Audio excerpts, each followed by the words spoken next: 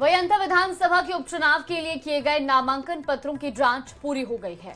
कुल 20 कैंडिडेट्स के नॉमिनेशन स्वीकार हुए हैं और कांग्रेस की वैकल्पिक प्रत्याशी उर्मिला जैन भाया का नामांकन पत्र निरस्त किया गया है। ये रिपोर्ट देखिए।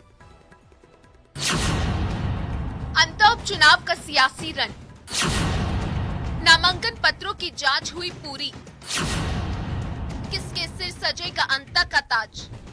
अंतर उपचुनाव के सियासी रण में उतरे प्रत्याशियों के नामांकन पत्रों की जांच पूरी हो गई है। इस विधानसभा सीट के लिए 20 प्रत्याशियों का नामांकन स्वीकार हुआ है।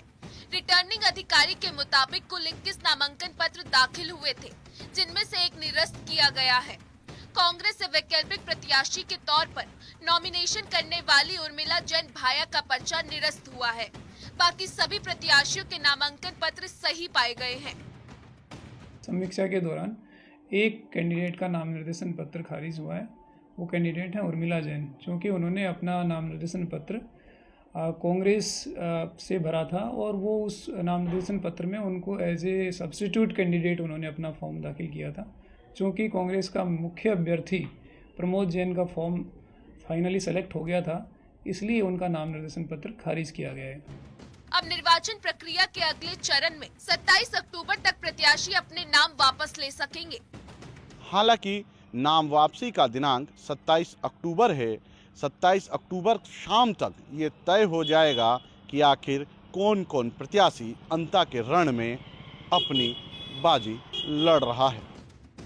वहीं उपचुनाव में पूर्व भाजपा विधायक रामपाल मेघवाल ने निर्दलीय ताल ठोकी है। हालांकि बीजेपी प्रदेश अध्यक्ष का कहना है कि उनका नाम वापस होने की पूरी संभावना है और अगर ऐसा नहीं हुआ तो उन पर कार्रवाई होगी। लगता है कि 27 तारीख तक मान मोल करके बिठा लिया जाएगा रामपाल मेघवाल को। हम तो बिल्कुल हम पूरा प्रयास करेंगे ना। और ऐसा नहीं होता है तो नहीं होता तो कार्रवाई होगी, अनुशासनात्मक कार्रवाई होगी। पार्टी को वोटों का तो नुकसान होगा। अब देखिए, हम छोटा मोटा नुकसान होता है, कोई बहुत बड़ा नुकसान कोई नहीं कर पाता है। कोई भी व्यक्ति बहुत बड़ा नुकसान नहीं कर पाएगा। मदन राठौड़ का दावा है कि उपचुनाव में जीत बीजेपी की ही होगी। अंतर सीट पर उपचुनाव के लिए 11 नवंबर को वोटिंग और 14 नवंबर को काउंटिंग होगी। Bureau report, news 18 Rajasthan. वहीं बीकानेर पहुंचे आरएलपी सुप्रीमो हनुमान बेनीवाल ने अंतर चुनाव को लेकर अब बड़ा बयान दिया है। बेनीवाल ने कहा कि हाड़ौती भाजपा का गढ़ है और इस सीट पर ज्यादातर कांग्रेस और बीजेपी ही रही हैं, लेकिन हम दोनों के खिलाफ लड़ रहे हैं और उम्मीदवार को समर्थन करेंगे। तो देखिए बेनीवाल का ये बड़ा बयान।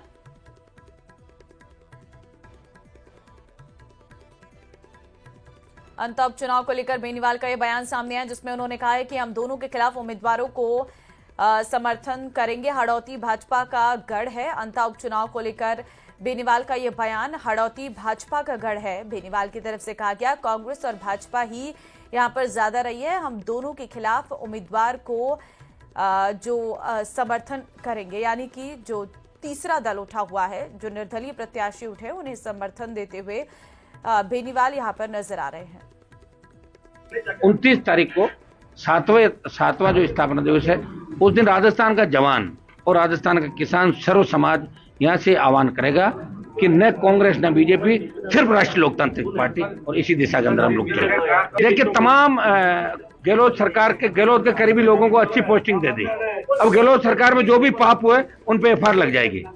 तो हाड़ौती बीजेपी का गढ़ भी है, कांग्रेस बीजेपी रही वहां पे, हमारी तो कोई पार्टी का ज्यादा वहां रहा नहीं, लेकिन कांग्रेस बीजेपी के खिलाफ मजबूत जो उम्मीदवार है उससे हम आज एक बार बात करें। 2-3 लोग हैं, हम चाहते हैं कि बैठ के एक व्यक्ति हो जाए और उसके बाद अंत में कांग्रेस, मेरा समर्थन कांग्रेस बीजेपी के खिलाफ जो तीसरा उसी को जाएगा, वो हम आज कल में तय कर देंगे और उसको समर्थन देकर आवश्यकता पड़ने में जाओगे।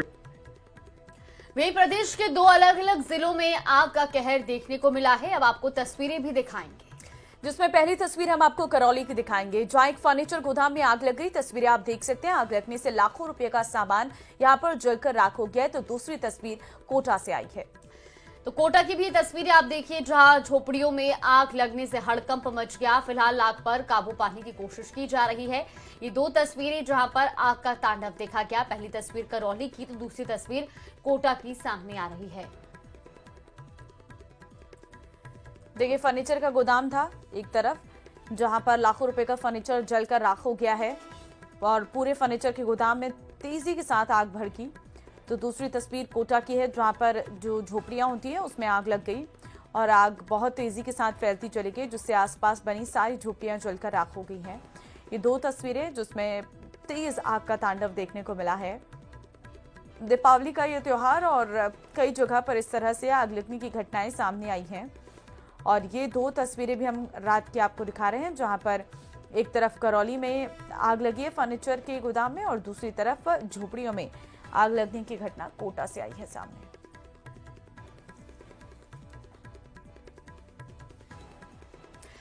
तो वहीं झालावाड़ पुलिस ने सरकारी योजनाओं में फ्रॉड करने वाले गिरोह का पर्दाफाश किया है।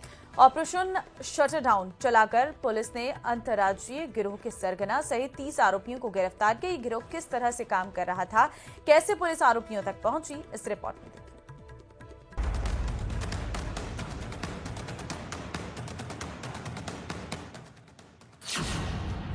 फ्रॉड करने वाले गिरोह का भांडाफोड़। राजस्थान पुलिस का एमपी में एक्शन। 70 घंटे तक चला ऑपरेशन शटरडाउन।